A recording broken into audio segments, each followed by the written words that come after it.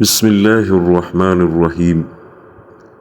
حضرت ہود علیہ السلام کا واقعہ۔ حضرت ہود علیہ السلام کو پروردگار عالم نے قوم عاد کی طرف نبی بنا کر بھیجا۔ عاد بن اوس اور اوس بن ارم اور ارم بن سام اور سام بن نوح علیہ السلام عادی عاد کی اولاد کو کہتے ہیں۔ اس قوم کو مرکزی مقام احقاف ہے جو حضرموت کے شمال میں ہے۔ اس کے شرق میں عمان اور شمال میں رب الخالی ہے۔ آج کل یہاں ریتی کے ٹیلوں کے سوا کچھ نہیں۔ بعض مورخین کے نزدیک ان کی آبادی عرب کے سب سے بہترین حصہ حضرموت اور یمن میں خلیج کے سوا حل سے حدود عراق تک وسیع علاقے پر تھی،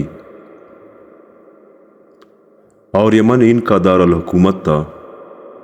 یہ قوم بڑی زوراور اور بڑے بڑے قد و قامت اور قوت جسمانی میں لاسانی تھی۔ اسی غرور و تکبر میں خدا وحدہ لا شریک کو چھوڑ کر شیطانی پیروی میں اپنے ہاتھوں کے بنائے ہوئے بتوں کو اپنی مرضی کے مطابق پوج رہے تھے۔ انہی میں پروردگار عالم جل جلالہ نے اپنے فضل و کرم کے ساتھ حضرت ہود علیہ السلام کو مبعوث فرمایا۔ حضرت ہود علیہ السلام عاد کے سب سے بہترین معزز فرد تھے۔ سرخ و سفید رنگ اور روبدار تھے۔ پروردگار عالم جل جلالہ نے فرمایا کہ ہم نے قوم عاد کی طرف حضرت ہود علیہ السلام کو نبی بنا کر بھیجا، جیسا کہ ارشاد ہے، اور اس طرح ہم نے قوم عاد کی طرف ان کے بھائی ہود کو بھیجا۔ اس نے کہا، اے قوم، اللہ کی بندگی کرو، اس کے سوا کوئی معبود نہیں۔ کیا تم انکار اور بدعملی کے نتائج سے نہیں ڈرتے؟ جیسا کہ ارشاد ہے، اور اس کی قوم کے جن سرداروں نے کفر کی راہ اختیار کی تھی اور آخرت کے پیش آنے سے منکر تھے، کہا کہ اس سے زیادہ کیا جانتے ہیں کہ تمہارے جیسا ایک آدمی ہے، جو تم کھاتے ہو وہ بھی کھاتا ہے، جو تم پیتے ہو وہ بھی پیتا ہے، اور اگر تم اس کی پیروی کرو گے تو بے شک تم اس وقت بڑے خسارے والوں سے ہوں گے۔ اور دوسرے مقام میں ارشاد ہے، اور طرف عاد کے بھیجا ہم نے بھائی ان کا ہود علیہ السلام۔ کہا ہود نے، اے میری قوم، عبادت کرو اپنے پروردگار کی، تمہارے واسطے کوئی معبود نہیں سوائے اس کے، لیکن تم صرف جھوٹ باندھنے والی قوم ہو۔ اے میری قوم، میں نہیں مانگتا تم سے اس تبلیغ پر کوئی معاوضہ، نہیں معاوضہ میرا مگر اوپر اس ذات کے کہ جس نے مجھے پیدا کیا ہے۔ کیا تم نہیں سمجھتے؟ اور پارہ نمبر 19 سورہ شعراء رکوع نمبر 7 کے شروع میں ارشاد ہے، جب کہا واسطے ان کے بھائی ان کے ہود نے، کیا تم نہیں ڈرتے؟ بے شک میں تمہارے لیے رسول ہوں یا امانت، پس ڈرو اللہ سے اور فرمانبرداری کرو۔ اور فرمایا ہود علیہ السلام نے، اے میری قوم، بخشش مانگو اپنے رب سے، پھر توبہ کرو اسی کی طرف، تاکہ حکم کرے آسمان کو، تاکہ بارش برسائے تم پر لگاتار، اور تمہاری طاقت پر اور طاقت بڑھا دے، اور نہ ہو تم مجرموں سے۔ پروردگار عالم نے حضرت ہود علیہ السلام کو قوم کی طرف اپنا رسول بنا کر بھیجا۔ انہوں نے خدا کی توحید کی دعوت دی کہ اس کے سوا بتوں کی پوجا پاٹ نہ کرو۔ اور میں تم سے اس نصیحت تبلیغ پر کوئی بدلہ معاوضہ نہیں لیتا۔ اس تبلیغ پر مجھے میرا رب ثواب دے گا، اور گزشتہ خامیوں سے توبہ کرو۔ تمہاری سرکشی اور خدا کی نافرمانی کی وجہ سے جو تم پر بارشیں بند ہو گئی ہے، اب فرمان برداری اور استغفار کی وجہ سے تم پر بارشیں برسنے لگیں گی، اور تمہارے باغات اور کھیتیاں تر و تازہ ہو جائیں گی۔ حدیث شریف میں ہے کہ جو کوئی استغفار کو لازم پکڑے، اللہ تعالیٰ اسے ہر مشکل سے نجات دیتا ہے، ہر تنگی سے کشادگی عطا فرماتا ہے، اور روزی ایسی جگہ سے پہنچاتا ہے جو خود اس کے خواب و خیال میں بھی نہ ہو۔ قوم کو حضرت ہود علیہ السلام نے ہر طرح سمجھایا، مگر انہوں نے کوئی بات بھی نہ مانی۔ قوم نے یوں جواب دیا کہ پروردگار عالم جل جلالہ کا ارشاد ہے۔ کہا لوگوں نے، اے ہود، نہیں لایا تو ہمارے پاس کچھ دلیل ظاہر، اور نہیں ہم چھوڑنے والے معبودوں اپنے کو تیرے کہنے سے، اور نہیں ہم واسطے تیرے ایمان لانے والے، اور نہیں کہتے ہم مگر یہ کہ آسیب پہنچایا ہے تجھے بعض معبودوں ہماروں نے ساتھ برائی کے۔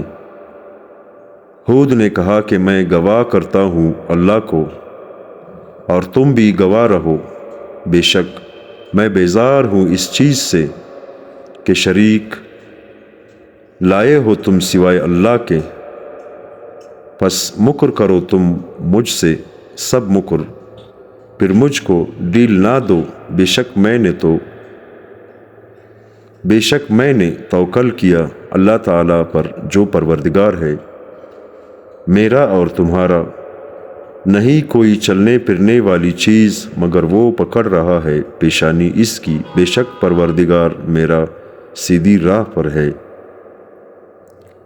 قوم ہود نے جواب دیا کہ ہم تیرے کہنے سے اپنے معبودوں کو نہیں چھوڑ سکتے، اور تو ہمارے معبودوں کی پوجا سے ہمیں روکتا ہے۔ ہمارے خیال میں ہمارے کسی معبود کی تجھے مار پڑ گئی۔ یہ سن کر اللہ تعالیٰ کے نبی نے فرمایا، سنو میں تم کو اور اللہ تعالیٰ کو گواہ بنا کر اعلان کرتا ہوں کہ خدا کے سوا تم جس کی عبادت کر رہے ہو میں ان سب سے بیزار ہوں۔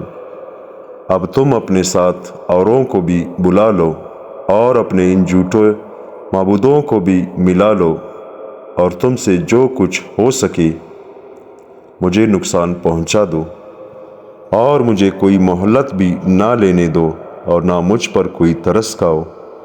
جس قسم کا نقصان تمہارے بس میں ہے مجھے پہنچا دو۔ میرا توکل پروردگار عالم جل جلالہ پر ہے جو میرا اور تمہارا سب کا مالک ہے۔ دنیا بھر کے جاندار اسی کے قبضے میں ہے، کوئی نہیں جو اس کے قبضے سے باہر ہو۔ سب بندوں کی چوٹیاں خدا کے ہاتھ میں ہیں، اپنے نیک بندوں پر خدا اس سے بھی زیادہ مہربان ہے۔ جیسا کہ ماں باپ اپنی اولاد پر مہربان ہوتے ہیں، اگر تم میری دعوت کو نہیں مانتے تو نہ مانو، میں نے تم کو خدا کا حکم پہنچا دیا ہے۔ تم کو ہلاک کر کے میرا رب تمہارے بجائے اور لوگوں کو قائم کر دے گا، اور تم خدا کا کچھ نہ بگاڑ سکو گے، بے شک میرا رب ہر چیز پر نگہبان ہے۔ اے ہود، تو ہمیں بے وقوف نظر آتا ہے، اور ہمارے گمان ہے کہ تم جھوٹوں سے ہے، جیسا کہ فرمان باری تعالیٰ ہے۔ کہا ان لوگوں نے جو کافروں کے سردار تھے کہ ہم تم کو حماقت میں دیکھتے ہیں، اور ہمارا خیال ہے کہ تم جھوٹ بولنے والوں میں سے ہو۔ حضرت ہود علیہ السلام نے جواب دیا، کہا ہود نے، اے میری قوم، میں احمق نہیں ہوں، لیکن میں رسول ہوں، پروردگار عالم کی طرف سے پہنچاتا ہوں پیغام اپنے رب کا، اور میں تمہارے واسطے نصیحت کرنے والا خدا کا امانت دار ہوں۔ اور یہ بھی یاد رکھو کہ تم کو پروردگار عالم جل جلالہ نے قوم نوح کا جانشین بنایا ہے، اور تمہاری دولت اور تمہاری نفری میں پروردگار عالم جل جلالہ نے ترقی دی ہے۔ اور خدا کے احسان اور نعمتوں کو یاد کرو تاکہ تم فلاح پاؤ۔ ان لوگوں نے کہا، کیا تم اس لیے ہمارے پاس آئے ہو کہ صرف ایک خدا کی عبادت کرے اور ان معبودوں کو چھوڑ دے کہ جنہیں ہمارے باپ دادا پوجتے تھے؟ اگر تم سچے ہو تو دکھاؤ وہ عذاب جس کا تم خوف دلاتے ہو۔ حضرت ہود علیہ السلام نے جواب دیا، چنانچہ ارشاد ہے، کہا ہود نے، بے شک تمہارے پروردگار کی طرف سے تم پر عذاب اور غضب واقع ہو گیا ہے۔ کیا جھگڑ رہے ہو تم مجھ سے چند ناموں کے بارے، یعنی بتوں کے نام جو تم نے اور تمہارے باپوں نے اپنے دل سے گڑھ لیے ہیں، جن کے بارے میں خدا نے کوئی سند نہیں اتاری۔ اچھا آنے والا وقت کا یعنی عذاب الہی کا تم بھی انتظار کرو اور میں بھی انتظار کرتا ہوں۔ حضرت ہود علیہ السلام سے کہتے ہیں کہ ہم بڑے طاقتور ہیں، جیسا کہ ارشاد باری ہے، قوم عاد نے پس تکبر کیا، انہوں نے زمین میں بغیر حق کے اور کہنے لگے، کون ہے ہم سے زیادہ زوراور اور طاقت والا؟ اور دوسری جگہ ارشاد باری تعالی ہے، یاد کر عاد کے بھائی یعنی ہود کو جب ڈرایا اس نے اپنی قوم کو احقاف میں، اور تحقیق گزرے تھے ڈرانے والے آگے اس کے اور پیچھے اس کے کہ اللہ کے سوا کسی دوسرے کی بندگی نہ کرو۔ میں ڈرتا ہوں کہ تم پر کوئی آفت آ جائے بڑے دن کی۔ جھٹلایا قوم عاد نے، پس کیسا ہوا عذاب ہمارا ڈراونا ہمارا، بے شک بیجی ہم نے ان پر ہوا تند بیج دن نحس کے کہ ہمیشہ نحوست اس کی اکاڑ لیتی ہے لوگوں کو جگہ سے، گویا وہ تنے ہیں کھجور جڑ سے کٹی ہوئی۔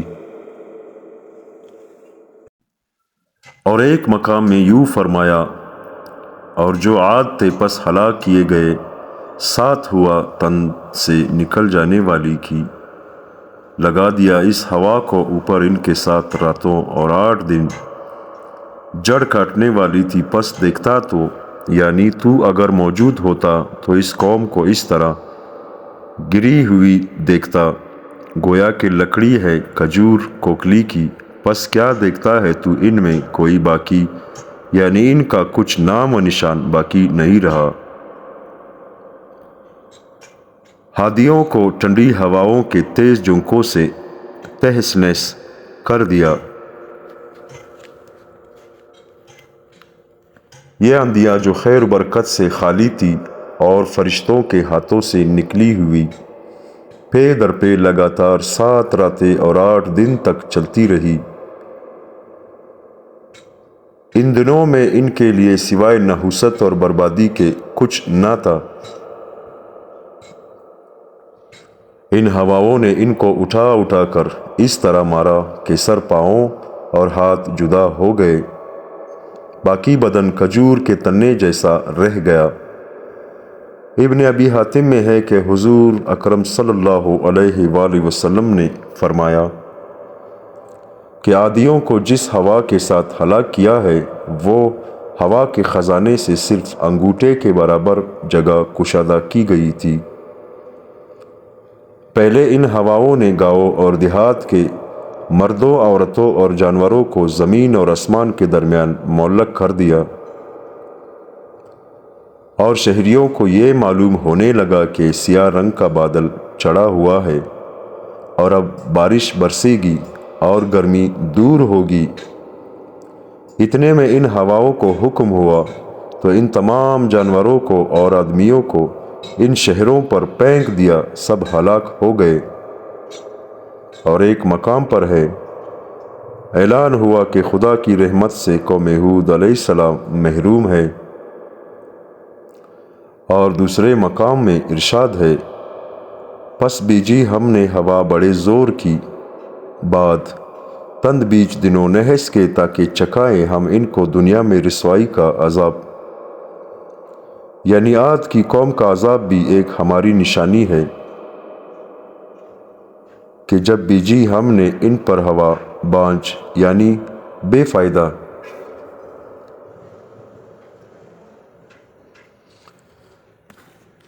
پھر بھی لوگ کہتے ہیں کہ جس عذاب سے تو ڈراتا ہے وہ جلدی لے آ اگر تو سچا ہے۔ پھر بھی حضرت ہود علیہ السلام نے جواب دیا کہ عذاب کی خبر میرے رب کے پاس ہے اور میں خدا کا حکم پہنچانے والا ہوں، اور میں تم کو ایک جاہل قوم دیکھتا ہوں۔ جیسا کہ فرمان باری تعالیٰ ہے لیکن میں تم کو دیکھتا ہوں ایک جاہل قوم۔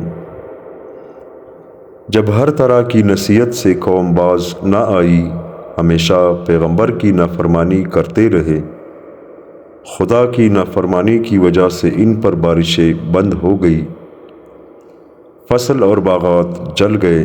پروردگار عالم جل جلالہ اتنا مہربان ہے کہ اس زمانے میں کفار بھی جب خانہ کعبہ میں جا کر التجا کرتے تھے تو اللہ تعالیٰ ان کی فریاد بھی سن لیتا تھا۔ اب بھی قوم عاد کے بڑے بڑے رئیس 70 آدمی قربانیاں لے کر مکہ مکرمہ گئے بارش کے واسطے۔ دعا کے لیے یہ لوگ منزلیں قطع کر کے مکہ مکرمہ پہنچے۔ وہاں معاویہ بن بکر کے گھر اترے۔ عرب کے لوگ مہمان نواز ہیں۔ وہاں طعام و شراب کی ضیافتیں شروع ہوئی۔ مجلس عیش و عشرت اور گانے بجانے میں اپنی قوم کی تکلیف بھول گئے۔ معاویہ بھی ہمیشہ کے لیے مہمانوں سے تنگ آ گیا اور سوچنے لگا کہ اشاروں کنائیوں سے اگر سمجھاتا ہوں تو مجھے بخیل اور کنجوس سمجھیں گے۔ آخر گانے والوں کو ایک ایسی غزل سکھائی کہ جس کا مطلب اور ترجمہ یہ تھا کہ تم اپنی قوم کی مصیبت سے غافل ہو رہے ہو اور برسات کی دعا سے کاہل ہو گئے ہو۔ جب عادیوں نے یہ غزل سنی ان کو اپنی قوم کی مصیبت یاد آ گئی۔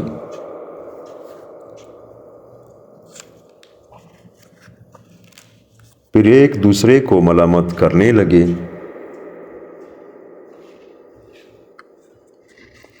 اور اپنی غفلت پر نادم ہوئے۔ پھر تو رات دن دعا میں مشغول ہو گئے اور قربانیوں کی ذبح کرنے کا کام شروع کیا۔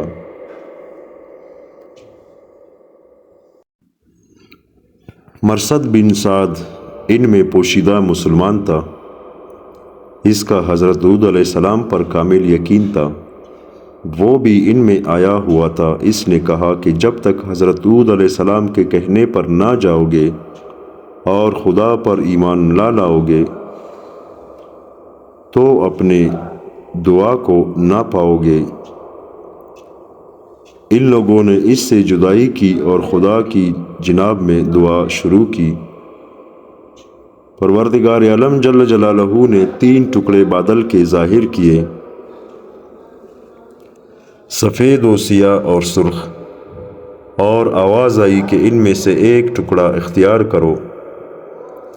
چونکہ سیاہ بادل میں عموماً بارش ہوتی ہے اس لیے انہوں نے سیاہ ٹکڑا اختیار کیا۔ سرخ و سفید بادل غائب ہو گئے۔ ہاتفی آواز آئی کہ یہ سیاہ ناگ باقی نہ چھوڑے گا قوم عاد کو۔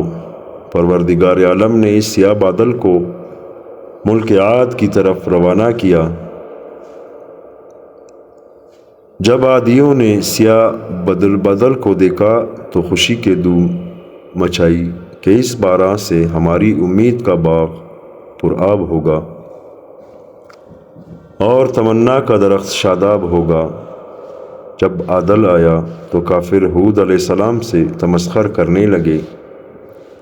جب ہود علیہ السلام نے عذاب الہی دیکھا تو 4000 مسلمان جو آپ کے ساتھ تھے ان کے لیے اپنی انگلی سے مدور دائرہ بنایا اور مسلمانوں کو اس دائرے کے اندر بٹھایا اور فرمایا جو کوئی اس دائرے کے اندر رہے گا وہ قہر الہی سے بچ جائے گا۔ قوم عاد اس خبر کو دیکھ کر جمع ہوئے، اپنے اہل و عیال کو لے کر بادل کے نیچے گئے۔ پہلے تو اس باد صرصر نے ان کے مردوں، عورتوں اور چوپائیوں کو زمین سے اڑا کر آوارہ کیا اور نہایت زور سے زمین پر پٹخ پٹخ کر پارا پارا کر دیا۔ باقی ماندہ لوگ اس عذاب کو دیکھ کر اپنے اپنے گھروں میں پوشیدہ ہوئے۔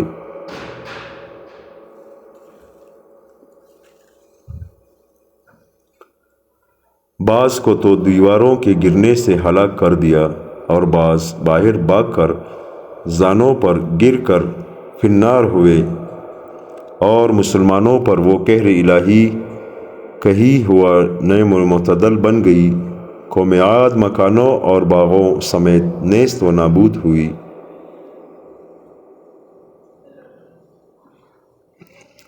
اور جیسا کہ فرمان باری تعالیٰ ہے، عادیوں نے ہود علیہ السلام کو جھٹلایا، پس ہلاک کیا ہم نے ان کو۔ اور دوسرے مقام پر ارشاد ہے، ان کے پیچھے لعنت پڑی، یعنی رحمت الہی اور برکتوں سے محرومی، اور قیامت کے دن بھی ان پر عذاب عادی ہوگا۔ قوم عاد کا قصہ شاہ عبدالعزیز محدث دہلوی رحمۃ اللہ علیہ نے اپنی تفسیر فتح العزیز میں یوں بیان کیا ہے کہ قوم عاد کے 70 آدمی جب مکہ مکرمہ بارش مانگنے کے واسطے گئے تو قوم عمالقہ وہاں آباد تھی۔ اس وقت مرشد کی قوم غالب تھی۔ جب یہ عادی وہاں پہنچے اور اپنا مطلب بیان کیا تو مرشد نے کہا کہ یہاں کی دعا تم کو فائدہ نہ دے گی، تم اس پیغمبر یعنی ہود علیہ السلام کی بات مانو اور اس کی تابعداری کرو اور دین حق کو مانو تاکہ یہ بلا تم سے ہٹ جائے۔ عادیوں نے کہا، ہم اگر بغیر اپنے مطلب واپس جائیں گے تو ہماری قوم ہم کو ذلیل اور خفیف کرے گی۔ اب یہ کام جس طرح سے ہو یہاں سے ہو جائے۔ پھر مرشد ہی سے تدبیر پوچھی کہ تم ہی کوئی ایسا طریقہ بتاؤ کہ ہمارا کام ہو جائے۔ مرشد نے کہا، پھر تم ننگے سر اور ننگے پاؤں حاجیوں کی شکل بنا کر صفا پر دعا مانگو کہ ہود کے خدا، اگر ہود علیہ السلام اس بات میں سچے ہے کہ تیرے پیغمبر ہے تو ہم کو پانی دے کر، ہم فقط پانی کے واسطے آئے ہیں۔ ان لوگوں نے اسی طرح دعا کی تو 3 ٹکڑے ابر کے ظاہر ہوئے، جیسا کہ پہلے بیان ہو چکا ہے، اور قحط کے ان پر پورے 3 سال گزر چکے تھے۔ جب انہوں نے سیاہ ابر کو اختیار کیا تو ابر کا وہ ٹکڑا اوپر سے ان کے ملک کی طرف جا رہا تھا اور اس کے نیچے نیچے یہ لوگ اپنے ملک کی طرف جا رہے تھے۔ جب شہر کے قریب پہنچے تو کچھ آدمیوں نے آگے روانہ کیے کہ جلدی پہنچے کہ لوگ اپنے اپنے تالاب اور حوضوں کو صاف کرے اور کھیتی کا سامان، بیج وغیرہ درست کرے اور خوش رہے۔ یہ بدلی خواہشوں کے موافق برسے اور شہر کے لوگوں کے خوشخبری دے دو۔ ہود علیہ السلام نے لوگوں کو کہا کہ یہ بدلی نہیں، یہ بلا ہے۔ ہود علیہ السلام نے کہا اب بھی وقت باقی ہے، میرا کہا مانو اور خدا کی وحدانیت پر ایمان لاؤ اور بت پرستی کو چھوڑ دو۔ لوگوں نے کہا کہ ابر میں کیسی بلا ہے؟ ہود علیہ السلام نے کہا کہ اس میں آندھی اور طوفان ہے، اس میں سے ہوا چلے گی جو تمہارے مکانوں کو اور تم کو نیست و نابود کر دے گی۔ لوگوں نے کہا کہ تم ہمارے زور اور طاقت کو جانتے ہو، پھر ہم کو ہوا سے ڈراتے ہو اور اس کی شدت اور تندی سے ڈراتے ہو۔ اسی گفتگو میں تھے کہ وہ ابر ان کے شہروں کے کناروں پر آ پہنچا اور طوفانی ہوا چلنا شروع ہوئی۔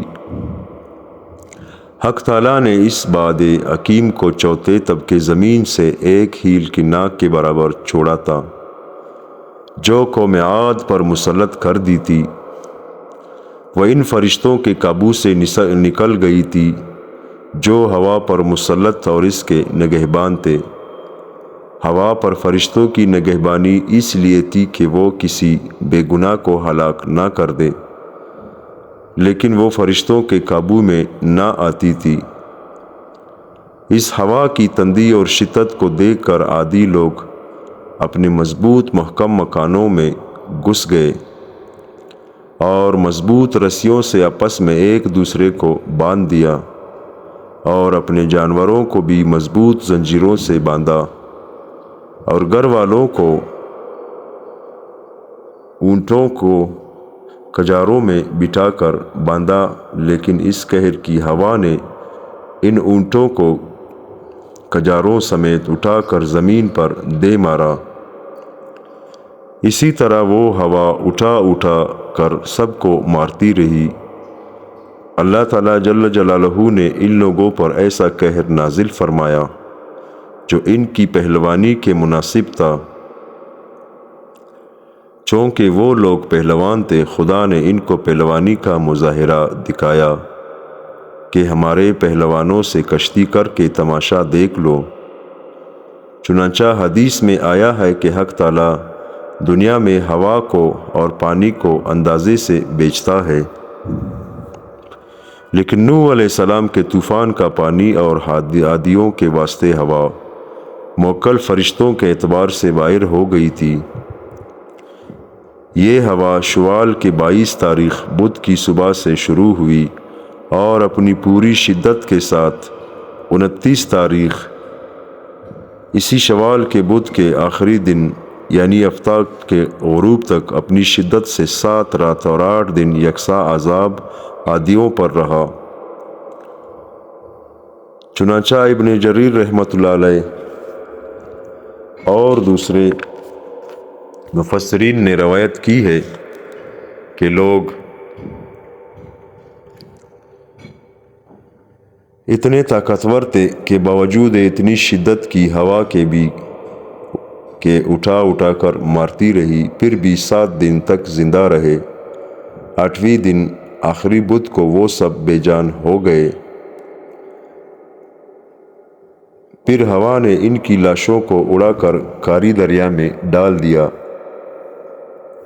حضرت ہود علیہ السلام نے لطف اور مہربانی کے ساتھ اپنی قوم کو خدا کی وحدانیت پر ایمان لانے کی ترغیب دی اور اس کی لازوال نعمتوں کو یاد دلایا اور آئندہ کے لیے بہتری کا وعدہ کیا۔ خدا کے برگزیدہ بندے جب کسی کی نیک خواہی کرتے ہیں اور کج رووں کو سیدھا کرنے کے لیے نصیحت فرماتے ہیں تو کور چشموں اور بد باطنوں کے مسخرے اور تحقیر کی پرواہ نہیں کرتے، دلگیر ہو کر رنجیدہ ہو کر امر حق سے منہ نہیں موڑتے، ناراض ہو کر خیر خواہی ہی اور نصیحت کو نہیں چھوڑتے، اور بلند اخلاق، نرمی اور مہربانی کے ساتھ روحانی مریضوں کے علاج میں مشغول رہتے ہیں، اور اپنی نصیحت اور وعظ اور نیک خواہی کے لیے قوم سے کسی قسم کی نفع اور مزدوری کے خواہش مند نہیں ہوتے۔ جیسا کہ حضرت ہود علیہ السلام نے فرمایا، یعنی میں نہیں مانگتا اس تبلیغ پر کوئی مزدوری، میرا اجر صرف اللہ پر ہے۔ عادیوں کو ہوا نے نہایت زور شور سے زمین پر پٹخ پٹخ کر پارا پارا کیا۔